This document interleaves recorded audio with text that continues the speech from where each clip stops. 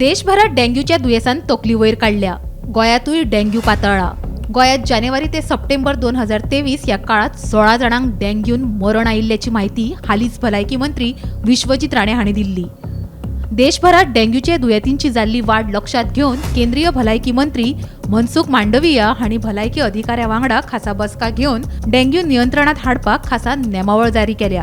ही नेमावळ गोंयांतूय चालीक लायतले अशी माहिती मुख्यमंत्री दोतोर प्रमोद सावंत हांणी दिली. गोंयांत खंय डेंग्यू नियंत्रणात येता.